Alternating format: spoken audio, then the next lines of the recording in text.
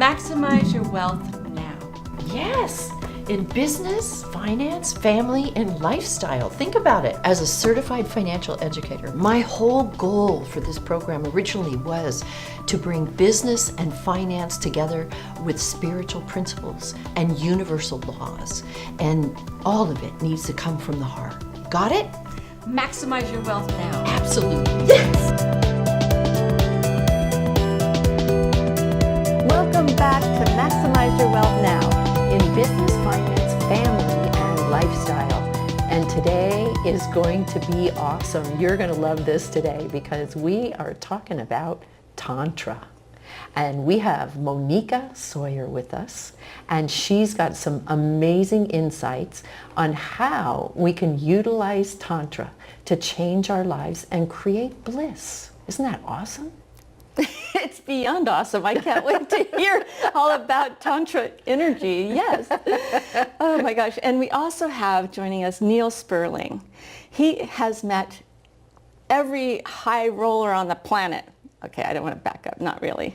But he has met some very important people, and the way he's done that is through connecting. And he's going to share with you some really wonderful stories about who he's met, how he met them, and how you can meet the people that you want to meet by taking a few steps. So I'm excited to have Neil here today to share his golden nuggets with you. I'm excited about that too because I have people I want to meet and I want to know exactly how to do it. And he's got the answers for us. So we're really looking forward to having him on there too. That's right. So we'll be right back.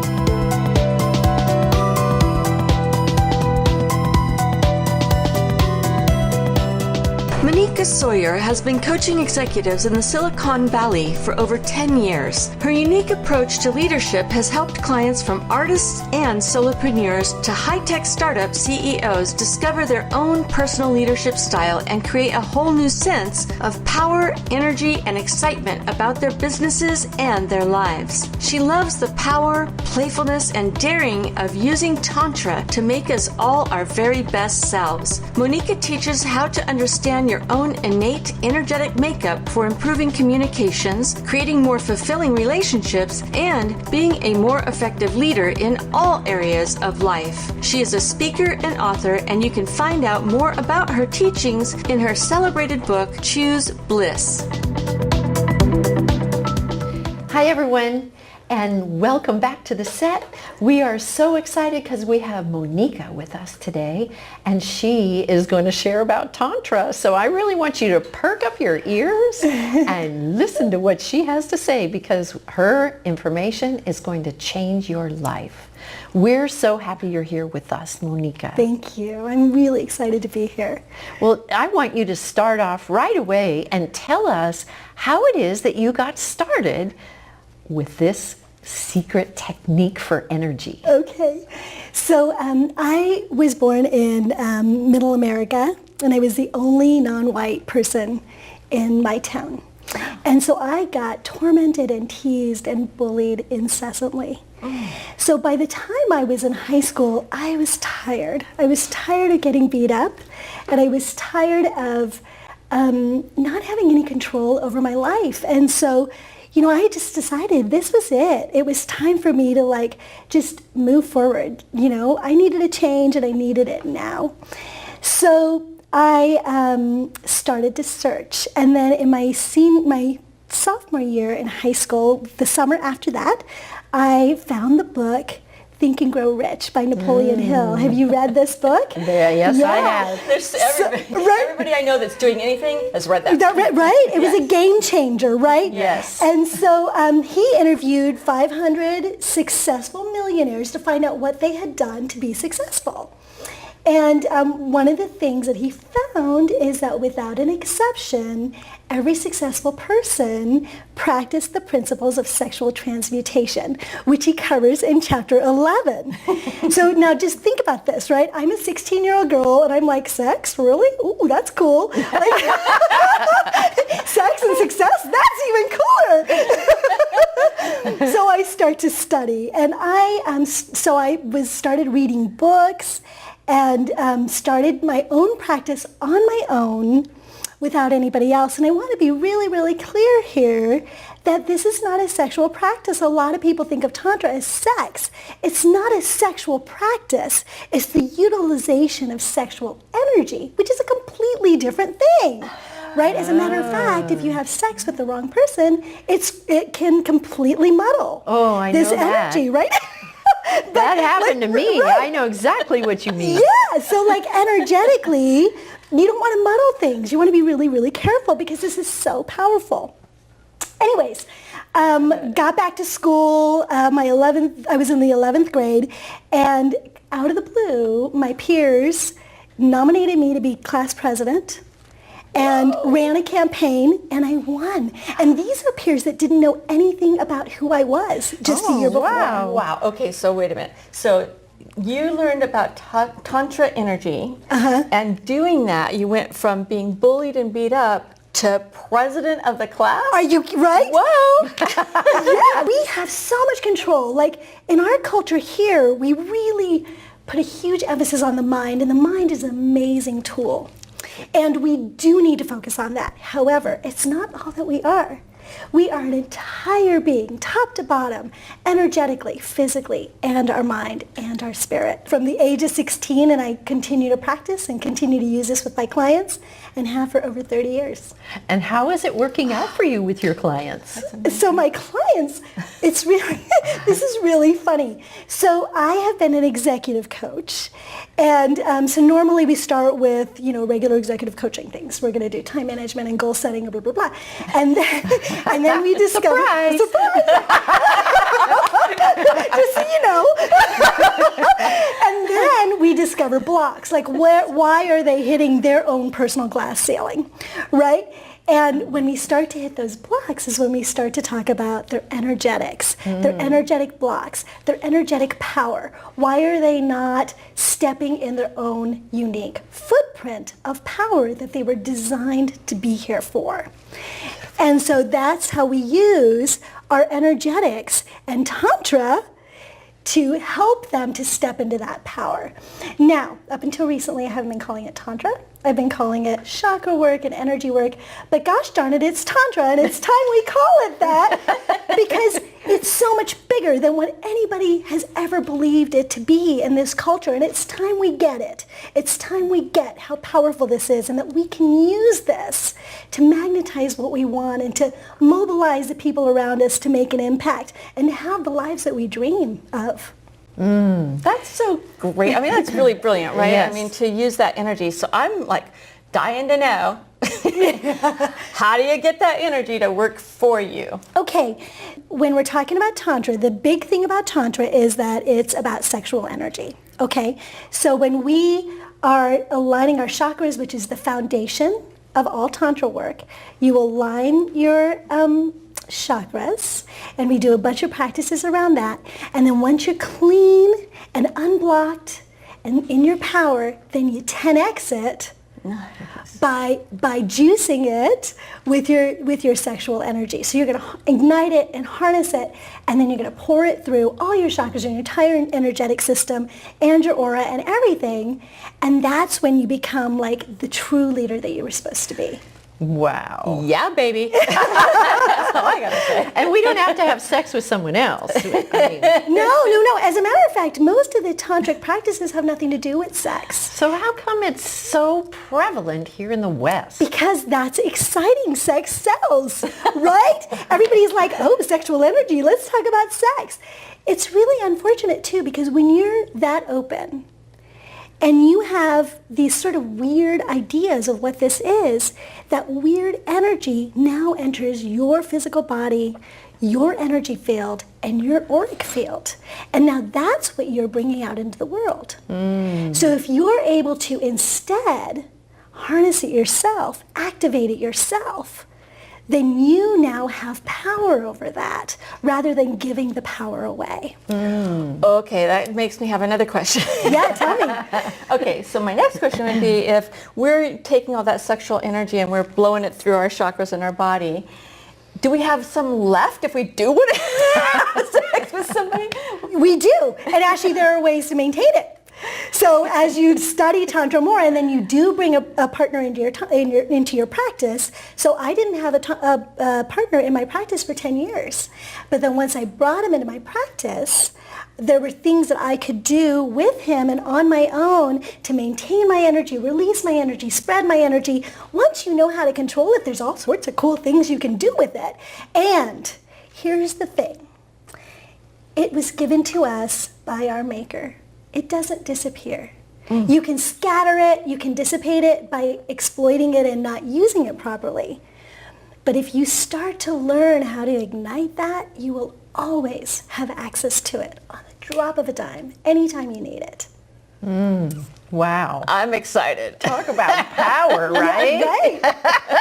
Yeah. Oh my Now, goodness. you wrote a book about this, and I would love it if you would share about your book. Okay. And what's in that? Are we going to find all these juicy tidbits in that book? So the book does not have about Tantra, but there's a missing chapter. Oh. So anybody who buys the book can just go online and contact me, and I will send them the missing chapter about Tantra, which does give you a lot of the tidbits on sort of what Tantra is, my view on it, and how you can start to use that in your life. Sexually? So yeah, sexually, personally, in your life. The actual chapter is not about the whole sexual piece, but what the sexual energy is. Okay, Monica.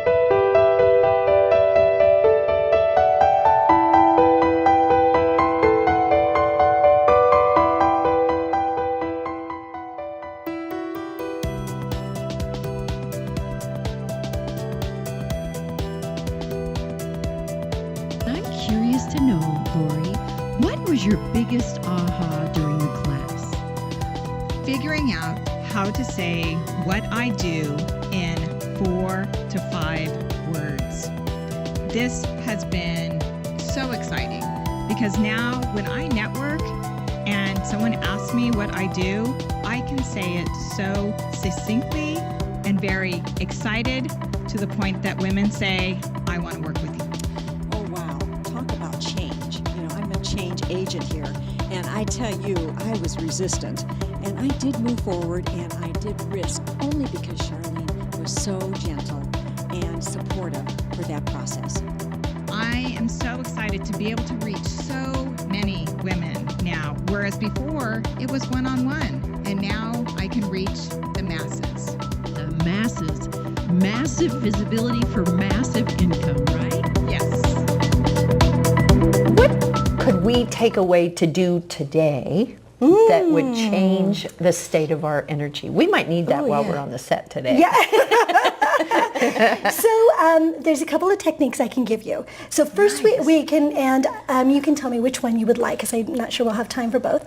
We could just do a breathing exercise, which will ground you and activate, or you can do an energy bubble, which is my favorite technique. Oh, Energy let's bubble. do the energy bubble. Energy bubble. Sounds good. Okay. So what you're going to do is you're just going to take a deep breath into your heart.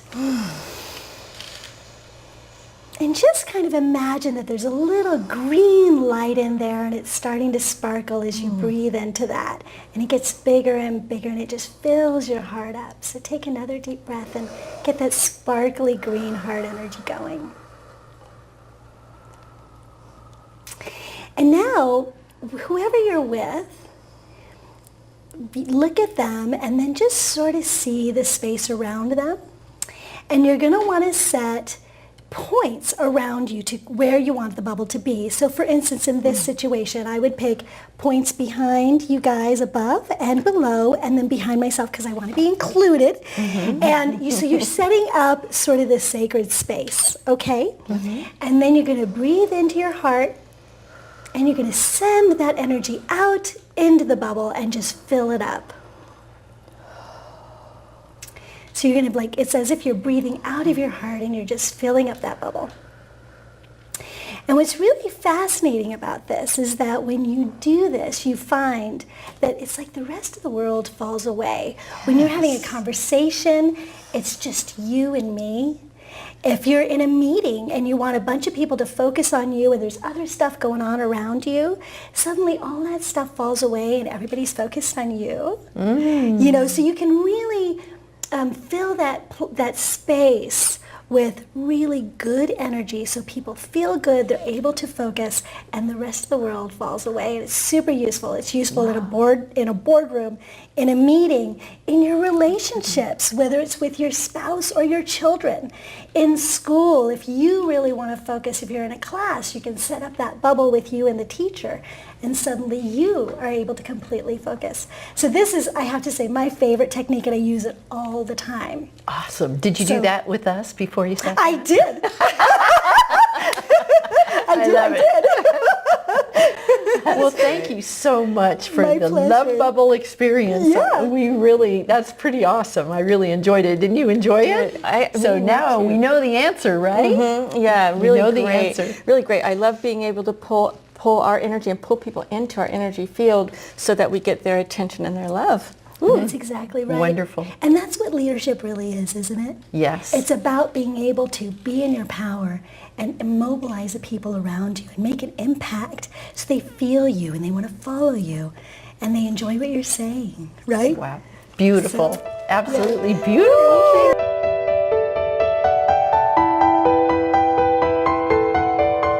Hi, I'm Monica Sawyer, and I help people to connect with their deep wisdom, strength, and joy. Do you often feel disconnected with life?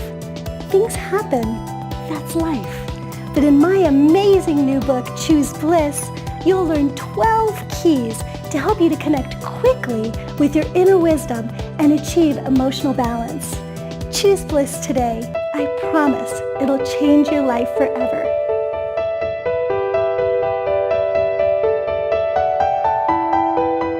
Neil Sperling is the founder and CEO of a global business strategic advisory service that has advised startups, mid-cap companies, nonprofits, and very high net worth individuals. Neil has connected clients with individuals who have changed their lives for the better and have even helped them to fulfill their unique life's purpose. Hence, he's been called a world-class connector. At last count, he has connected with over 50 billionaires, the President of the United States, U.S. Vice President, various heads of state, prime ministers, a 5-star military general, governors, mayors, and 14 Nobel laureates, inclusive of 9 Nobel Peace Prize winners. He's additionally connected with Academy Award-winning actors, directors, producers, Pulitzer Prize-winning authors, sports legends, artists, inventors, astronauts, and explorers. Recently, Neil developed several masterminds to reveal simple techniques that can help anyone to think more abundantly and connect more successfully with a vaster range of people across multiple fields. I know that you are a connector, and that's been something that I really honor and respect about you, because I know it takes techniques and work to be a connector with people, and you really have to know how to do it, right? You have to know how to get out there and connect with people, and that's something that you're an expert at. So tell us how you first found out and discovered that you were a connector. Well, that's actually very interesting. I've probably been doing this most of my life without thinking about it. But there was a day where I was with somebody at a business meeting, and he said, "Hey, would you like to come across the street and meet Robert Allen?" Robert Allen is this 5-time best-selling author in the New York Times. And I thought, that's great, because I knew his work, and it was an exciting thought. So we went across the street, and he was just getting ready to go on stage when I just literally bumped into him face to face. And I knew that I had to make an instant decision, so I said, "Mr. Allen, could I have your card?" And generally people at that level have 2 cards. They have the card and the card. And, That's right. he was thinking about going on stage. He was very focused. So he reached into his pocket. He gave me the card. Oh, wow. And I didn't call him for 6 months. And finally, I picked up the phone. And I said, "Mr. Allen, this is Neil Sperling. We met 6 months ago." And he said, "We met 6 months ago? Who are you?" And I said, "Neil Sperling." And he said, "Well, why are you calling me now?" And I said, "Because I didn't have anything to say to you 6 months ago." But I do now, and I didn't want to waste your time. And so I thought, that's one of the important things, is to really respect other people's time. And he was still confused, so he said, "Well, send me an email." So I sent him an email, and I listed 6 people that I thought that could help benefit his business that I knew that I was thinking that perhaps he didn't. And I was right. He called me back and he purred like a kitten and he said, Neil, this is very nice. and so he invited me over to his home. And I got to meet his wife. We spent about 3 hours together. And after 3 hours, he looked at my business card. He says, you know, you're not a business development and marketing guy. And I said, I'm not? And he said, no, you're a connector. And I said, what's that? Because I honestly didn't know. And I had to go home and look it up on the internet. But because of that, he helped establish my brand. So it was a very beneficial day. Wow. Absolutely. So that's really, a great story about how you became a connector, right? So the next question I have is, I know that you did a TED Talk. Do you want to share a little bit about how that came about? Yeah, well, when I realized that there's actually an art and science to connecting, I went in and I studied that, and I realized there are rules of engagement, there's rules of reciprocity, and rules of authentication. And for people to successfully connect, you really have to think about those rules. And the first rule is just show up. You have to be present, and you have to be available and accessible. The second rule is follow up. That's the hardest role I find for many people to do for whatever reasons, and the follow-up is really the key. I went to an event, it was all about this new thing called the internet, and Al Gore was the keynote speaker, and they had amazing people like Michael Eisner, who was then head of Disney, Barry Diller, Geraldine Laybourne, who was head of the UPN network, Quincy Jones, luminaries. Yes. We broke for lunch. Went outside, I was wandering around, and I just sat down to rest my buns. And I'm sitting right next to an interesting gentleman who was one of the speakers later in that afternoon.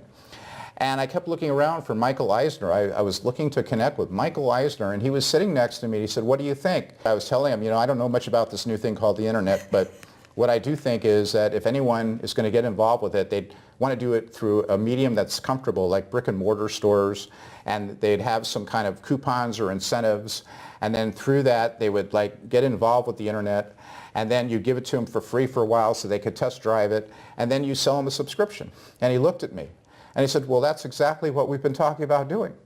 So we got into this conversation, and I'm still not invested in the conversation. I kept looking around, you know, where is Michael Eisner?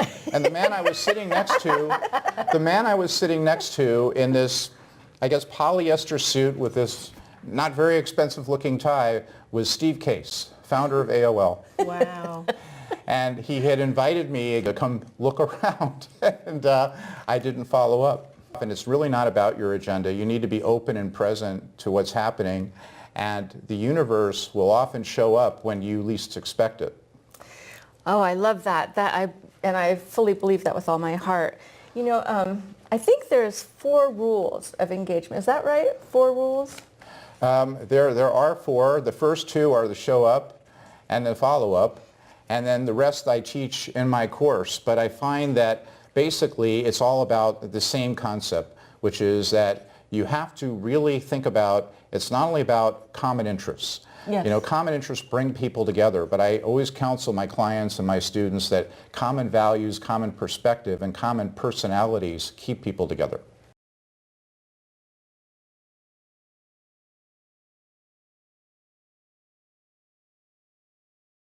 I'm often asked how to go about finding the right training and certification company for your professional coaching business. The problem is that finding the right professional coach training and certification company can feel overwhelming and confusing. The good news is that it doesn't have to be difficult if you know what questions to ask. Searching for the right professional coach training and certification company to suit your needs can be challenging. Finding a company with flexibility that's globally accepted, affordable, and credible can feel like a tough search. So I'd like to give you a few things to consider when looking for a professional coach certification company that will suit your needs. Tip number 1. You want to make sure that your company is proven in the marketplace.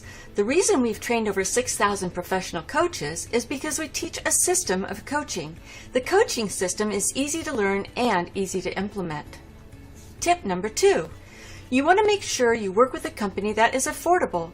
Some companies charge upwards of $10,000 to $15,000, which is unnecessary. You can get a third-party accredited education for under $1,000. Tip number 3.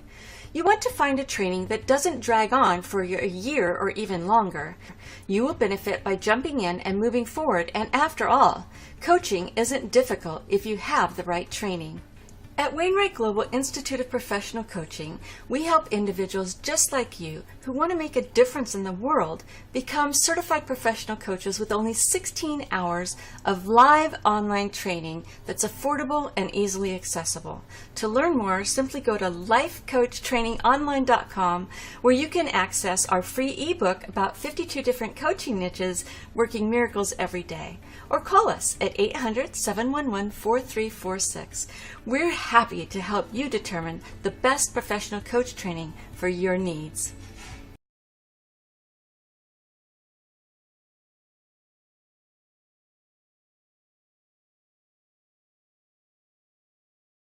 If I wanted to meet the President of the United States, what would you recommend as the first step that I take? Bill Clinton was notorious for being a super connector himself. Yeah. And he was frequently the kind of person who would take time with everybody, and he made you feel special, like you were the most important person in the room, which itself is a tip that I've learned. Nice. But it would happen to be that day that I was with a very attractive woman, and I had been cleared by the Secret Service to go in the back in the kitchen of what was the Getty Museum, and there was a crowd of about 500 people, and I knew that I was leaving her unattended. And I thought it would be 20 minutes, but as I learned, the president likes to take his time with people. So about an hour and a half later, he finally was going through the receiving line, and it was my turn. And I've learned with a lot of people that you need to create a special, memorable moment. There you go. And also show your appreciation, and you can do that in various ways. So at this point, it was my turn, and I looked at him and I said, well, Mr. President, it's an honor to be here, but I would like to let you know that I've made the ultimate sacrifice for my country. And he looked at me and he said, oh, and I said, I want you to know I have a drop-dead gorgeous date. She's outside, and right now she is unattended. But I'm here because I really, really wanted to be here. And he says, well, you better hurry on back. And I said, are you kidding me? Not before I give you this. So I'd actually had a book on the saxophone, which, as you may remember, was his favorite instrument. Right. The club that I was part of was called the Saxophone Club. His eyes lit up and they were dancing like silver dollars when I handed him the book, because everyone had autographed it and signed it as a present from us to him. It's really important, I think, to give some thought to what you're going to do before you meet somebody. That's so great. That was a great tip. So did we learn a lot right now? Stay connected, follow up, huge message, right? And establish some kind of rapport with who it is that you're going to connect with. Know what lights them up. Like you knew that he would light up with a saxophone, anything saxophone, right? And well, I think it's important to give a person a gift in many forms. It can even be with the sense of humor. You really want to engage with people on their own level. You want to be authentic, and you want to think of the conversation from their own interests as opposed to your own. So didn't we promise you an awesome show today? I know you learned so much from Monica, and I know that you learned a great deal from Neil. I've certainly learned from both of them, and it's been a lot of fun learning entirely new things, don't you think? Well, Tantra energy is powerful, and I'm looking forward to putting it to work in my life. And then learning how to connect and follow up and all the important rules of engagement is really special. And I thank you very much for being on our set, Neil. Thank you for having me. All right, we'll see you next time. See you next everyone. week.